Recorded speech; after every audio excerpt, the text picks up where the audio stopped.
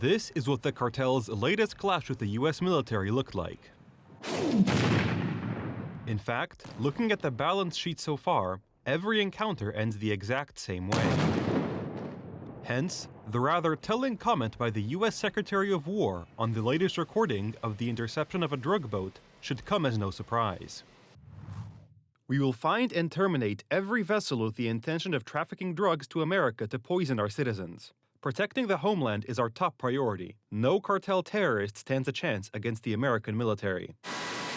The Americans have the means to strike at the cartels that are trying to get from South America to the United States by sea. A fleet with an aircraft carrier, destroyers, and landing craft is operating in the Caribbean. But that's not all. For weeks, the media has been speculating about a possible strike on cartel hideouts on land, mainly in Venezuela. It is the regime there, led by Nicolas Maduro, that is said to be supporting drug gangs in their criminal activities. And a lot of the Venezuelan drugs come in through the sea, so you get to see that. But we're going to stop them by land also. The US president's statement in mid-October was interpreted as preparations for a land campaign, possibly involving special forces. When asked in recent days if he was considering airstrikes on Venezuela, he denied it. No. But you made a decision on that? No, it's not true. The American chess game surrounding the Maduro regime has not gone unnoticed. Caracas is preparing for a possible confrontation and, interestingly, has a very active ally. In recent weeks, several transport ships from Russia have arrived in Venezuela. According to experts, they may have been carrying air defense systems and missile launchers.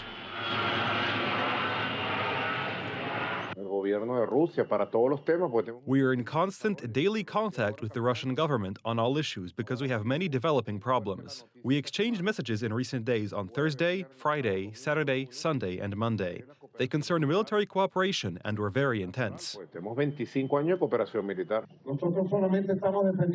Venezuela is a strategic partner for Russia, dealing primarily in raw materials. Losing such an ally to the American sphere of influence would be a severe blow to the Kremlin, so it is almost certain that Moscow will interfere in this dispute and provide the Maduro regime with the necessary assistance, even though, as the American president has stated, the Venezuelan dictator's days are numbered.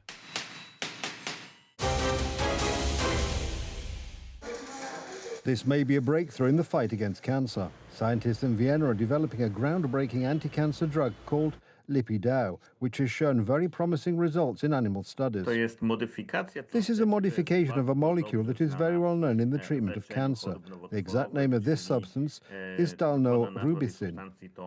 The chemical modification consisted of introducing a part into this molecule that made the substance less toxic and more effective in treating cancer. Research published in the journal Molecular Cancer has yielded extremely promising results. The new drug is effective against various cancers.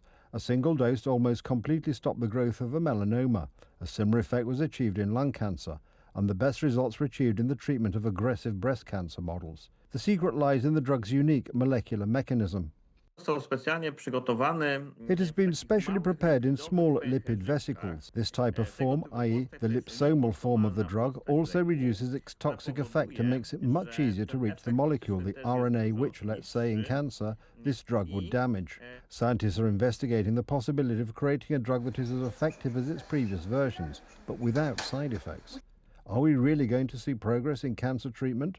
Reports on research into new preparation from the old toxic group, which may also be very toxic but is packaged in a new carrier that is safe for the rest of the body, give a glimmer of hope that this toxicity will be limited solely to cancer cells. Effective treatment is one thing. It is also important to consider what we can do to reduce the risk of developing the disease. Get enough sleep, eat as little processed food and products as possible, avoid refined vegetable oils, avoid excessive amounts of sugar, and for the majority of people who eat mainly from supermarkets, supplement with vitamin D3, omega-3 fatty acids, and probiotics. The research results are extremely promising. The drug is still in the preclinical stage. Further tests are to confirm its efficacy and safety before possible use in humans. The death toll from Typhoon Kalmagi in the Philippines is rising. The latest figures indicate the death toll climbed past 100, with several dozen people still missing. Authorities have evacuated nearly 500,000 people. Rescue workers arriving at the scene were met with an apocalyptic scene. Floodwaters mixed with mud swept away everything in their path: houses, cars, furniture, and livestock. One of the regions most affected by the typhoon and its aftermath is the province of Cebu, located in the center of the country. Survivors are trying to salvage what little remains after the disaster. We have lost everything. We have no home. We need help. We have nowhere to sleep, nothing to eat. We only have wet, torn clothes. We need something to eat. We have nothing. Residents of the flooded areas are appealing for help. They need food, dry clothes, tents, blankets, but also construction equipment and household chemicals. The floodwater quickly rushed in, and we didn't have time to take anything with us. This is the first time I've experienced something like this, and I've been living here for almost 20 years. We had about 30 centimeters of mud. It was very thick. The water reached the roof. People resent the authorities for not issuing warnings. A corruption scandal involving faulty or fictitious flood control projects in the Philippines had sparked public outrage and street protests in recent months.